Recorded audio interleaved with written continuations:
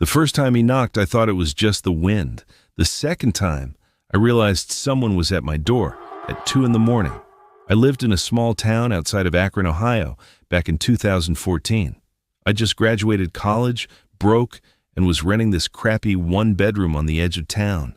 It sat near an old stretch of highway with nothing but woods and a gas station a mile away. Cheap rent. No neighbors. Quiet. Too quiet sometimes. I worked the night shift at a warehouse, loading trucks. Most nights, I'd get home around midnight, heat up something from a can, and crash. But that night, I didn't go to work. The power had gone out at the plant, so they told us to stay home. I remember being weirdly happy about it. I thought I'd get some sleep for once. Around 1:45 a.m., I heard a knock. Not a hard one, soft. 2 knocks. Then, silence. I froze. Nobody ever came out there. My driveway was 100 feet of gravel, and you could hear every step from the porch to the door. But I hadn't heard anyone approach. No car, no footsteps, just those 2 knocks. I waited a minute, staring at the door from the couch. Then I convinced myself it had to be the wind. The old place made sounds all the time. I was halfway back to my bedroom when I heard it again. Knock, knock, slow, even, like whoever was out there wasn't in a hurry. My stomach dropped. I didn't have a gun, but I had a baseball bat I kept near the door. I grabbed it and shouted, "Who's there?" No answer. I took 1 step toward the window, trying to peek through the blinds. Nothing but my empty porch and the woods beyond. Then, from the other side of the door, I heard it. A man's voice. Calm, almost polite. "You left your lights on." That didn't make sense. My car was parked out back, not out front. He couldn't even see it from the porch. Before I could say anything, he spoke again. "You should come check." That's when I saw the doorknob twitch, just slightly, like someone testing it, seeing if it would open. I backed away, heart pounding so hard I could hear it in my ears. I ran to my phone. No service. The signal always dropped late at night. I typed out a text to 911 anyway and pressed send, hoping it'd go through once the signal came back. Then I heard footsteps on the gravel. Slow, steady ones walking away from the house. I stood there for what felt like forever, clutching the bat. When I finally looked outside again, the porch was empty. I didn't sleep that night. The next morning, I checked my car. The driver's side door was open, and everything inside had been gone through. The glove box was on the floor. Nothing was stolen, but sitting in the cup holder was something that didn't belong, an old rusted key with a faded red tag tied to it. It said 4B. I didn't know what that meant.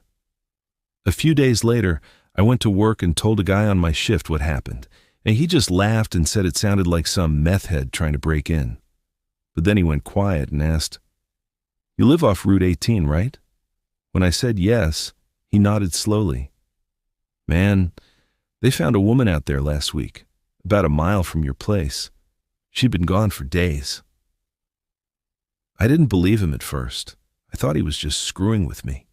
But later that night, I searched her name online. She'd been missing for nearly a week before someone found her in an abandoned house. No forced entry, no sign of struggle. She just vanished and turned up dead. And the part that got me? The cops said her car was found parked nearby. Keys missing. I didn't tell anyone about the key I found. I just threw it in a drawer and tried to forget it. But 2 nights later, the knocking came back. Knock, knock, same time, same rhythm. This time, I didn't say anything. I didn't move. I just listened. After about 30 seconds, the voice came again. "You left your lights on?" Then, silence. I sat there for hours until the sun came up. When daylight finally hit, I went out to the car. Sure enough, the headlights were on. I hadn't touched the car since the morning before. And sitting on the hood, wrapped in a small piece of plastic, was another tag. This one said, 5A. I called the cops that day, told them everything. They sent out a deputy who looked half asleep and wrote down my story. He checked the property, took the key, and told me to keep my doors locked. That was it. I thought that would be the end of it. But about a week later, I got a visit from a detective. He showed up around noon in an unmarked car, badge around his neck. He didn't look casual like the deputy. He looked tense. He asked if I was the one who found the tagged keys. When I said yes, he asked if I could describe the man's voice I'd heard. I told him I couldn't. It wasn't deep or high. It was just ordinary. Calm. Like someone reading instructions. The detective nodded slowly. Then he said something I'll never forget. You might have heard the Route 18 killer. I remember my hands going cold. He told me they'd been investigating a string of murders stretching back years. Each victim was found near the same highway.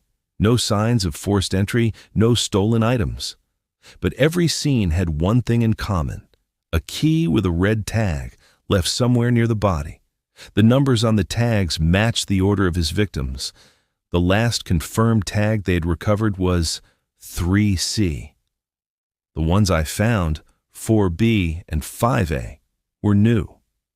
He told me the killer might have been watching me, might have chosen me next, but for whatever reason, he'd walked away. They set up surveillance on my property for a few weeks, but nothing happened.